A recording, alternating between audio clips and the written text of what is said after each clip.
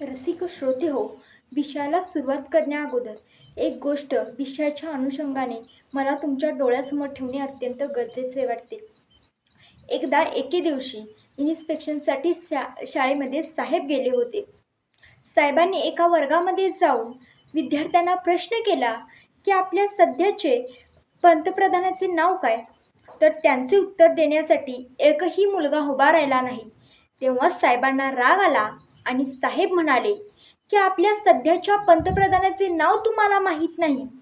तितक्यात एक विद्यार्थी उठून उभा राहिला आणि म्हणाला, साहेब आम्हाला माफ करा, आम्ही तर गबाळ्याची मुलं आहोत. खरी विद्यार्थी तर भारत पाकिस्तान मॅच पाहायला गेले आहेत. साहेबांनी दुसरा प्रश्न तिथल्या शिक्षकांना केला. शिक्षकांना म्हणाले, तुम्हाला तरी या प्रश्नाचे उत्तर माहीत आहे का? तर शिक्षक देखील म्हणाले, साहेब आम्हाला माफ करा, आम्ही तर गबाळ्याची माणसं आहोत. खरे शिक्षक तर भारत पाकिस्तान मॅच पाहायला गेले आहेत. साहेबांनी शिक्षकांना आणि विद्यार्थ्यांना घेतले आणि मुख्याध्यापकांच्या केबिनमध्ये गेले आणि मुख्याध्यापकांना प्रश्न केला की साहेब तुम्ही तरी खरी माणसे आहात का? तुम्हाला तरी या प्रश्नाचे उत्तर माहीत आहे का?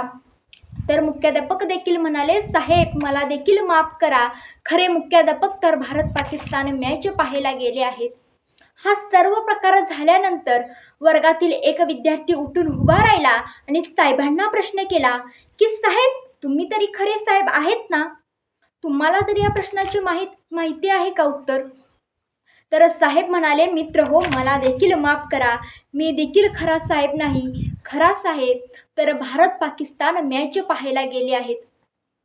मित्र हो, विनोदाचा भाग बाजूला ठेवा आणि आत्ताच्या सध्याच्या शिक्षण पद्धतीमधला हा आंधळा कोशिंबिरीचा खेळ पाहून खरंच आता बदलत्या शिक्षण पद्धतीमध्ये तरुणांचे भवितव्य टांगणीला लागते का? हा सर्वात मोठा प्रश्न सगळ्यांच्या समोर उभा राहतो. आणि याच विषयावरती विचारमंथन करण्यासाठी वक्ते नाते रसिक श्रोते हो, नमस्कार. मी कुमारी वनिता नेताजी शिंदे, विद्यादीप ज्युनियर कॉलेज बेळंकीची विद्यार्थिनी, आज या ऑनलाईन व्यासपीठासमोर विषय मांडतीये, आजच्या काळातील शिक्षण पद्धती. या शिक्षण पद्धतीचा मी जेव्हा आढावा घ्यायला लागते त्यावेळी पहिली शिक्षण पद्धत होती ती म्हणजे गुरुकुल शिक्षण पद्धती. परंतु ही शिक्षण पद्धती सर्वसामान्य माणसांना उपलब्ध होत नव्हती. म्हणून गुरुकुल, कारण या शिक्षण पद्धतीमध्ये संस्कृतीमधून शिक्षण दिले जात होते.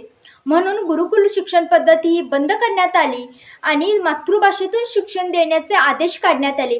मग तुम्हा आम्हाला मातृभाषेतून शिक्षण देण्यात आले तरी देखील या जगात स्वतःचे स्थान निश्चित करायचे असेल तर इंग्रजी शिक्षणाशिवाय पर्याय नाही. म्हणून तुम्हा आम्हाला सर्वांना इंग्रजी शिक्षण हे सक्तीचे करण्यात आले. पण आता इंग्रजी शिक्षण देखील हे मागे पडत आहे आणि आम्ही घर बसल्या ऑनलाईन इंटरनेटवरती शिकायला लागलोय. म्हणजेच आज गुरुकुल शिक्षण पद्धती गेली आणि घरकुल शिक्षण पद्धती आली आणि या घरकुल शिक्षण पद्धतीमध्ये भुईमुगाच्या शेंगा जमिनीच्या वर लागतात की खाली लागतात याची देखील अक्कल या शिक्षण पद्धतीमध्ये दिली जात नाही. याचा देखील विचार या विषयाच्या अनुषंगाने करणे मला अत्यंत गरजेचे वाटते. मित्र हो, आजच्या या शिक्षण पद्धतीचा विचार केला तर आजची शिक्षण पद्धती खूप विचित्र झाली आहे. श्रीमंतांनी शिक्षणातील महागाई वाढवून ठेवल्यामुळे गरिबांना शिक्षणाची द्वारे बंद झाली आहेत. न्याय अन्याय या सर्व मार्गाचा अवलंब करून जास्तीत जास्त पैसे मिळवणारे शिक्षण हे महत्तम बनू लागले आहे. म्हणजे सत्तेकडे सत्ता जात आहे, पैसाकडे पैसा जात आहे. इंजिनियर, ज्युनियर, सिनियर मेडिकलच्या विद्यार्थ्यांसाठी 5 ते 10 लाख रुपयांचे डोनेशन भरावे लागतात. म्हणून आई वडील विद्यार्थ्याला घेऊन शाळेत जातात. प्रिन्सिपल बापाच्या खिशाकडे पाहून हसतो. नोटा देताच मुलगा वर्गात बसतो. म्हणजे आज मुलाला शाळेची गरज आहे, शाळेला पैशाची गरज आहे आणि पैशाला डोनेशनचीच साथ आहे. तरी देखील भारत माझा देश महान आहे ही परंपरा आजच्या या शिक्षण पद्धतीमध्ये रुजू झाली आहे. मग आजच्या या शिक्षण पद्धतीमध्ये ही परंपरा रुजू झाल्यानंतर आमच्या तरुणांचे भवितव्य घडेल का हा प्रश्न आपल्यासमोर उभा राहतो. ज्यावेळी कर्मवीर भाऊराव पाटलांच्या शिक्षण पद्धतीचा आपण अभ्यास करायला लागतो त्यावेळी कर्मवीर भाऊराव पाटील हे 6वीच्या वर्गात असताना नापास झाले होते. त्यावेळी शाहू महाराजांनी कर्मवीर भाऊराव पाटलांची शिफारस घेऊन शाहू महाराज त्यांच्या शिक्षकांकडे गेले होते आणि त्यांच्या शिक्षकांना म्हणाले होते की यंदाच्या वर्षी भाऊरावांना पुढच्या वर्गात ढकला. तेव्हा त्यांच्या शिक्षकांनी सांगितले होते की भाऊराव ज्या बाकडावर बसतात तो बाक आम्ही पुढच्या वर्गात ढकलू, परंतु यंदाच्या वर्षी तरीही भाऊरावांना पुढच्या वर्गात ढकलणार नाही. आणि त्याच आज भाऊरावांनी येणाऱ्या कालखंडात रयत संस्थेची स्थापना केली आणि कमवा शिकणा ही योजना आणली.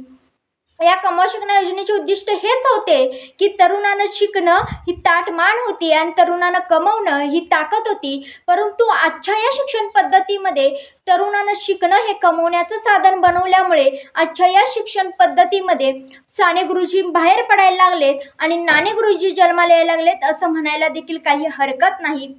मी शेवटी तुम्हाला एवढंच सांगेन की आजच्या शिक्षण पद्धतीमध्ये मुलांसाठी भविष्य नको तर भविष्यासाठी मुले घडतील असे शिक्षण द्या. म्हणजेच कौशल्यपूर्ण शिक्षण देणे हे आत्ताच्या विद्यार्थ्यांसाठी अत्यंत गरजेचं आहे. आज बरेच जण म्हणतात की इंग्रजी शिक्षण हे वाघिणीचे दूध आहे. हे मला देखील मान्य आहे. जर इंग्रजी शिक्षण हे वाघिणीचे दूध असेल तर मातृभाषेचे शिक्षण हे आईचे दूध आहे. आणि मुलाला वाघिणीच्या दुधाची गरज नसते तर आईच्या दुधाची गरज असते, कारण आईचे दूध हे कधीच वाया जात नाही. एवढाच आशावाद व्यक्त करते आणि इथंच थांबते. मनपूर्वक धन्यवाद.